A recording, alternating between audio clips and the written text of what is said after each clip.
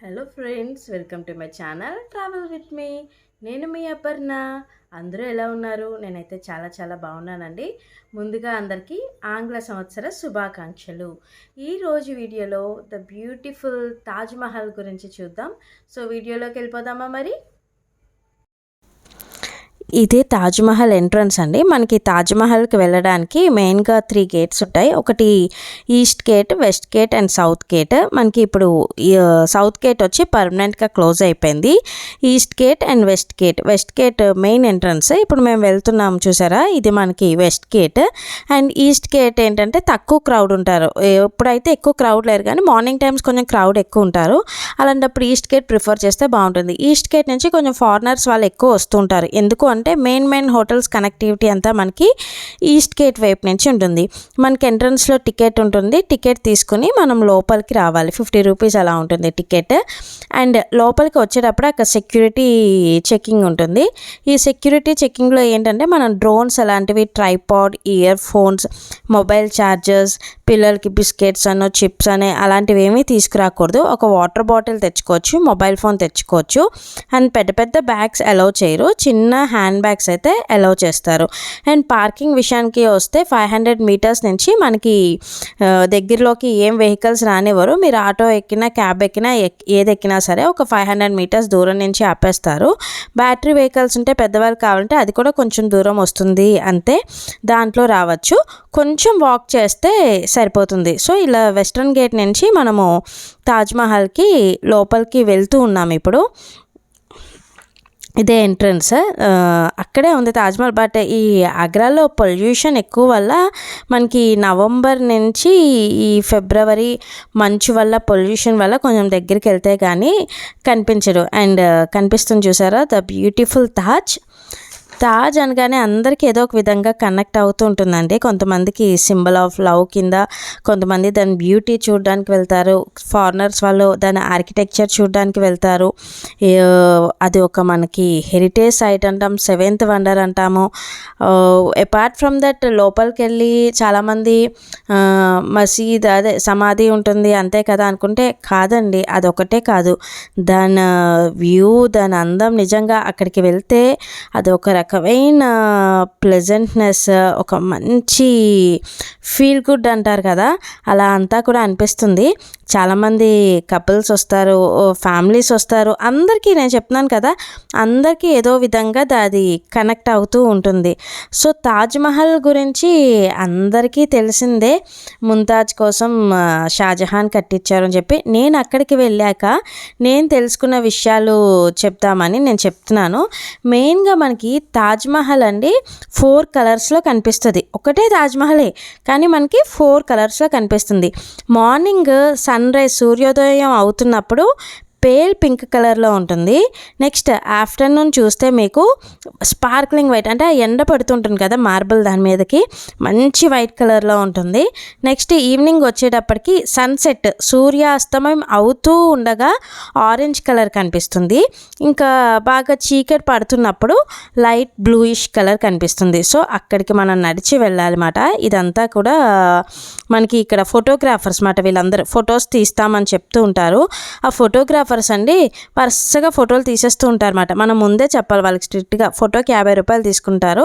నాకు 2 ఫొటోస్ చాలు అని చెప్తే 2 ఫొటోస్ తీస్తారు వాళ్ళు. చెప్పాలి, నువ్వు ఎక్స్ట్రా తీసినా మేమైతే అమౌంట్ ఇవ్వమని చెప్పేసి. ఇక్కడ మోసాలు ఎక్కువ చేస్తూ ఉంటారండి. ఆ గైడ్ కూడా మీరు వాళ్ళ ఐడి కార్డ్ చూసి రికగ్నైజ్డ్ అంటే కనుక వాళ్ళది, గవర్నమెంట్ వాళ్ళదే తీసుకోవాలి. ఆటో దిగినప్పటి నుంచి మనం వెనకాలే వచ్చేస్తూ ఉంటారన్నమాట. నన్ను అడిగితే బెస్ట్ ఆప్షన్ అండి. ఇక్కడ కుర్రాళ్ళు ఉంటారు మనకి, వాళ్ళు మన సెల్లోనే తీస్తారు ఫొటోస్. చక్కగా 10 రూపాయలు తీసుకుంటారు ఫోటోకి. అలా తీయించుకుంటే మన మొబైల్లోనే ఉంటాయి కదా.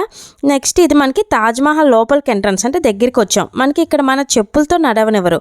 షూ కవర్స్ అవి మనకి బయట అమ్ముతారు. ఆ షూ కవర్స్ తీసుకుని మన చెప్పులకి అవి తొడిగేసుకోవాలి. అంటే ఏంటి అంటే మట్టి, బురద అలా ఏవో తిరిగి వస్తూ ఉంటాం కదా, అంతా పాలరాతి కదా, అది పాడైపోకుండా ఉండాలని చెప్పి ఆ సిస్టమ్ పెట్టారు. ఆ షూ కవర్స్ వేసుకొని ఇక్కడి దగ్గరికి నడుస్తూ ఉన్నమాట. 4 కలర్స్ కనిపిస్తుంది మీకు. మార్నింగ్ కొంచెం ఈవినింగ్ రష్ ఉంటుంది, మార్నింగ్ తక్కువ ఉంటుంది. ఆఫ్టర్నూన్ వెళ్ళడానికి ఎక్కువ ప్రిఫర్ చేయకండి, ఎందుకంటే ఆ ఎండకి ఆ మార్బుల్ పడి మన మీదకి ఆ ఎండ బాగా తట్టుకోలేమాట. అదొక రకమైన ఎండగా అనిపిస్తుంది ఆగ్రాలో మనకి. నెక్స్ట్ ఇంకోటి ఏంటి అంటే తాజ్మహల్ని చాలామంది ఫుల్ మూన్ డే రోజు చూద్దాం అనుకుంటారు. ఆ ఫుల్ మూన్ డే రోజు చూడాలి అనుకుంటే మీరు 5 డేస్, నెలలో 5 రోజులు మనకి అలౌ చేస్తారన్నమాట.